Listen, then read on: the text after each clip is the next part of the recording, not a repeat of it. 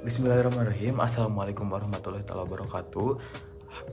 Halo teman-teman, pada kesempatan kali ini saya akan menjelaskan tentang ilmu dakwah mulai dari ruang lingkup ragam kegiatan dan konteks dakwah hingga alasan teologis dan filosofis mengapa kita harus berdakwah. Saya juga akan membacakan ayat-ayat Al-Quran yang relevan dengan tema dakwah. Dan di video kali ini saya akan menjawab soal UTS dari dosen saya, yaitu Dr. Umi Haliawati SOS IMAG. Ya, pertanyaan yang pertama. Nah, saya akan menjawab soal pertanyaan pertama, yaitu mencakup tentang pengertian ruang lingkup, objek material, dan formal ilmu dakwah. Nah, jadi pengertian ilmu dakwah itu jadi ilmu yang mempelajari cara menyampaikan ajaran Islam kepada masyarakat agar terjadi perubahan pemahaman, sikap dan perilaku yang selaras dengan syariat. Lalu ada ruang lingkup ilmu dakwah. Jadi apa aja sih ruang lingkup ilmu dakwah? Ada yang dari materi, metode, subjek, dan sasaran. Yang pertama dari materi. Materinya tuh kayak akidah, dan ada syariah, dan ada akhlak juga. Terus ada dari metodenya juga. Kalau dari metode ada ceramah, diskusi, tulisan, dan dialog. Lalu yang ketiga ada dari media. Yang media itu seperti yang kita ketahui ada yang dari TV, ada yang media sosial, hingga kayak aplikasi digital. Terus ada subjeknya itu kayak kita sebagai penyampai dakwah atau yang biasa disebut dengan dai. Sasarannya adalah individu atau kelompok masyarakat. Nah, objek material. Kalau objek material itu jadi ajaran Islam secara menyeluruh seperti nilai-nilai keimanan dan amal soleh. Lalu ada objek formalnya. Kalau objek formalnya itu kayak proses penyampaian pesan dengan metode dan pendekatan yang dapat mengubah perilaku masyarakat. Selanjutnya apa sih yang disebut dengan dai? Nah, jadi ada yang pertama, ada yang secara umum dulu nih. Jadi kalau yang secara umum, dai itu adalah semua orang yang mengajak pada kebaikan. Kalau sedangkan secara khususnya, dai itu adalah orang yang berdakwah secara formal atau profesional seperti ustadz, ulama, kiai, atau ajengan-ajengan. Nah, jadi selanjutnya saya akan menjawab soal pertanyaan yang kedua, yaitu tentang manhaj dalam keilmuan dakwah. Nah, manhaj itu ada 3, ada manhaj istinbat, ada iktibas, sama istiqro. Nah, yang pertama saya akan menjelaskan tentang istinbat dulu nih. Yang dimaksud dengan manhaj istinbat yaitu adalah metode menggali hukum atau ajaran langsung dari sumbernya, dari Al-Quran dan hadis. Lalu ada contohnya kayak memahami kewajiban berdakwah berdasarkan surat QS An-Nahl ayat 125 contohnya. Terus juga ada manhaj istibas. Jadi manhaj istibas itu mengambil pengetahuan atau teknologi dari luar Islam selama tidak bertentangan dengan syariat. Contohnya memanfaatkan media sosial dan teknologi untuk menyebarkan dakwah. Nah, yang terakhir ada manhaj istiqro. Jadi manhaj istiqro itu kayak menganalisis fenomena sosial untuk menentukan pendekatan dakwah yang relevan. Contohnya kayak memahami perilaku masyarakat perkotaan untuk merumuskan strategi dakwah yang tepat. Selanjutnya saya akan menjawab pertanyaan yang ketiga tentang ragam kegiatan dakwah. Nah, ragam kegiatan dakwah itu yang pertama ada dakwah bil lisan.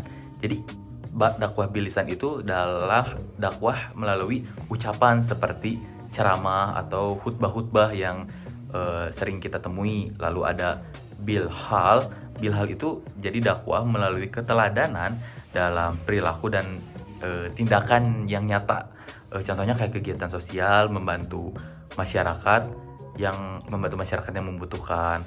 Lalu juga yang ketiga ada dakwah bil kolam atau dakwah dengan tulisan seperti kayak buku atau artikel atau majalah-majalah yang kita sering temui tentang keislaman. Lalu yang keempat ada dakwah bil hikmah. Jadi dakwah bil hikmah itu adalah dakwah melalui dialog bijak dan penuh hikmah. Contohnya kayak diskusi dengan tokoh lintas agama untuk membangun harmoni, atau kayak ngobrol-ngobrol bareng sama ustadz-ustadz, ya kayak diskusi-diskusi gitu. Lalu ada yang terakhir, yang kelima, ada dakwah melalui media. Ya seperti yang kita ketahui, dakwah melalui media itu adalah dakwah menggunakan media sosial atau media-media massa seperti kayak YouTube, Instagram, podcast atau sebagainya. Selanjutnya saya akan menjawab pertanyaan yang keempat tentang ragam konteks dakwah. Nah, ragam konteks dakwah itu yang pertama ada dakwah individual. Jadi dakwah individual itu adalah nasihat atau ajakan kebaikan secara personal. Lalu juga ada dakwah komunitas. Kalau komunitas itu disampaikan kepada kelompok kayak pengajian atau majelis taklim. Lalu yang ketiga ada dakwah institusional. Jadi dilaksanakan oleh lembaga atau organisasi seperti MUI atau lembaga dakwah lainnya. Lalu yang keempat ada dakwah kontekstual. Jadi dakwah kontekstual itu disesuaikan dengan situasi dan kebutuhan masyarakat, misalnya di perkotaan nih pada fokus pada masalah seperti gaya hidup atau dan ekonomi. Lalu juga ada dakwah global yang terakhir, yang kelima. Jadi dakwah global itu menyampaikan Islam sebagai rahmatan lil alamin kepada seluruh dunia. Nah, yang pertanyaan terakhir atau yang kelima tentang mengapa manusia itu harus berdakwah. Jadi ada dua landasan penting mengapa manusia itu harus berdakwah. Yang pertama ada landasan teologis. Landasan teologis itu dari surat-surat ya. Ada di surat An-Nahl ayat 125 dijelaskan, serulah manusia kepada jalan Tuhanmu dengan hikmah dan pelajaran yang baik, dan bertahanlah mereka dengan cara yang lebih baik. Lalu juga di surat Ali Imran ayat 104 juga dijelaskan, hendaklah ada di antara kamu segolongan umat yang menyeru kepada kebajikan dan mencegah dari kemungkaran.